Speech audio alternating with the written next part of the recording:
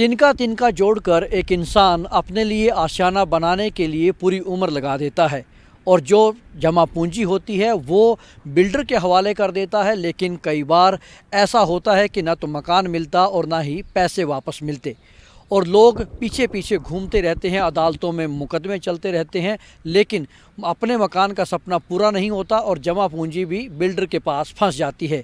लेकिन अब ऐसा नहीं होगा क्योंकि Haryana real estate regulatory authority ने इसको लेकर के नियम कड़े कर दिए हैं और बाकायदा कोर्ट भी इस मामले को लेकर सख्त हो चुकी हैं। ताज़ा जो इसमें अपडेट है उसको लेकर हम बातचीत करेंगे। हमारे साथ अधिवक्ता अक्षत मित्तल मौजूद हैं। मित्तल साहब, जो लोग बिल्डर के पास पैसा लगा देते हैं और उनको पैसा वापस नहीं मिलता, ना ही मकान मिलता, उसको लेकर अब क्या नया क्या है? देखिए, आपने बिल्कुल सही कहा जी कि नियम पहले भी थे पर नियम अब सख्त हो रहे हैं। पहले लोगों के पास रेरा का मैकेनिज़्म नहीं अवेलेबल था। रेरा का मैकेनिज़्म आया है 2016 में, एक्ट आया है। 17 से 18 से ये कोर्ट चलने शुरू हुए हैं। उसके बाद भी बहुत विवाद में रहे ये चीज़ें क्योंकि इनकी जुरिस्डिक्शन में बहुत इशू था कि जुरिस्डिक्शन ऑफ रिफंड। यहाँ पे एक्ट में 2 अथॉरिटीज़ का प्रावधान है कि एक एडजुडिकेटिंग ऑफिसर, एक रेगुलेटरी अथॉरिटी। तो बिल्डर्स ने हाई कोर्ट्स में अप्रोच किया, उन्होंने रिट डाली कि भाई jurisdiction on refund RERA authority की नहीं है, ये तो एडजुडिकेटिंग ऑफिसर की थी।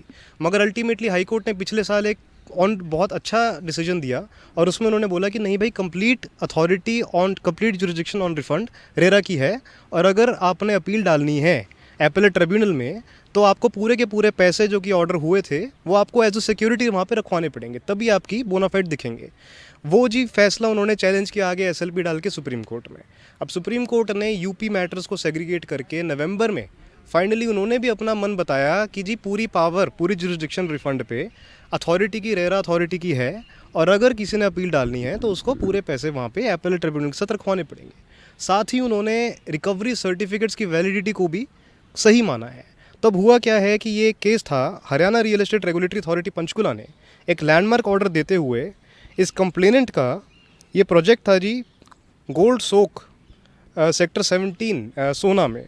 तो यहाँ पे 2013-14 में 22 लाख रुपए उन्होंने लगाए और डिले हुआ प्रोजेक्ट में। तो हमने पहले कंप्लेंट डाली रेरा के पास, रेरा ने सेकंड डेट पे ही उसका रिफ़ंड किया था। 2018 में नवंबर में रिफ़ंड का ऑर्डर दिया, मगर हुआ क्या कि वो रिफ़ंड का ऑर्डर कंप्लाई विद नहीं किया रिस्पोंडेंट ने बीच में रिव्यू पिटीशन डालने की कोशिश करी, वो भी खारिज हुई उनकी। उन्होंने अब हमने फाइनली एग्जीक्यूशन पिटीशन डाली, तो एग्जीक्यूशन में रेरा ने रिकवरी सर्टिफिकेट इशू कर दिया, जो कि पंजाब लैंड रेवेन्यू एक्ट के सेक्शन 67 में अगर हम देखें 1887 का जो है उसमें पूरा प्रोसीजर एक्सप्लेन्ड है कि recovery certificate as arrears of land revenue को लेने के लिए वो इम्प्रिजनमेंट भी कर सकते हैं, जेल में डाल सकते हैं, वो प्रॉपर्टी अटैच कर सकते हैं, वो कुछ भी कर सकते हैं वहाँ पे। तो रेरा ने डिस्ट्रिक्ट कलेक्टर को वहाँ पे ये भी बोला है कि आप कंप्लायंस रिपोर्ट भी हमें भेजेंगे।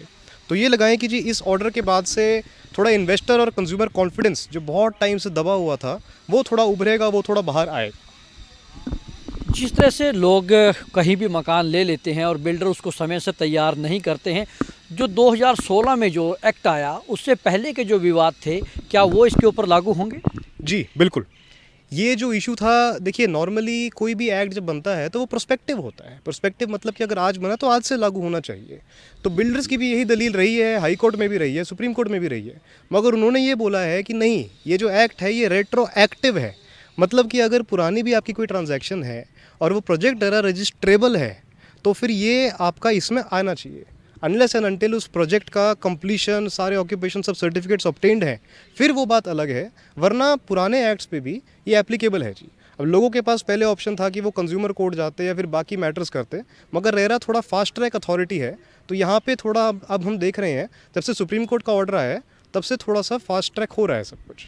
जो लोग फंसे हुए हैं, जिन्होंने पैसा दे रखा है, ना मकान मिला ना पैसा मिला, उनको आप क्या कहना चाहेंगे एक वकील के नाते? जैसे अब रास्ता कुछ साफ हुआ है तो उनको क्या करना चाहिए? देखिए, मैं यही कहना चाहूँगा कि लोग बहुत वेट करते हैं हमारी कंट्री में। वो ये सोचते हैं कि एक बार पैसा डूब गया तो कोई बात नहीं, देख लेंगे, मगर ऐसा नहीं होता। सबको पता है आपकी जमा पूंजी जो ये है आपकी पूरी लाइफ सेविंग्स हैं ये। तो इसमें डोंट शाई अवे, आप आगे आएँ और आपके लिए कोर्ट्स तो हैं ही हैं, हम लोग हैं, सारे लोग हैं फॉर योर बेनिफिट। तो ये लगाएं कि सिर्फ अगर आपको रिफ़ंड चाहिए, रिफ़ंड का केस बनता है अगर, तो रिफ़ंड भी विद इंटरेस्ट मिलता है, पोजेशन चाहिए तो पोजेशन भी मिलता है। तो ये लगाएं कि you have to take benefit of the RERA, तभी इसका कुछ पर्पस सक्सेसफुल होगा। शुक्रिया। तो ये थे वकील अक्षत मित्तल, जिन्होंने कहा कि अब जो बिल्डर्स हैं वो ना तो पैसा हड़प पाएंगे और ना ही कोई दगा कर पाएंगे, ताकि किसी की जो निवेश जो वो खतरे में पड़े और उसको मकान न मिले, ऐसे हालात अब पैदा नहीं होंगे, बशर्ते हम कानूनी तौर पर जागरूक हों और Haryana real estate regulatory authority के पास जाकर दस्तक देंगे तो ज़रूर आपको इंसाफ मिलेगा। कानून बन चुका है और उस कानून को यदि हम अपने हकों के लिए इस्तेमाल करेंगे तो ज़रूर मकान भी मिलेगा, और यदि नहीं मिलेगा तो रिकवरी होगी और रिकवरी सर्टिफिकेट होंगे बाकायदा। उसमें जो धोखा करने वाला है उसको जेल भी हो पाएगी और उससे पैसा भी रिकवर हो पाएगा। कैमरामैन प्रदीप के साथ Rajesh Chauhan, living India news, Chandigarh.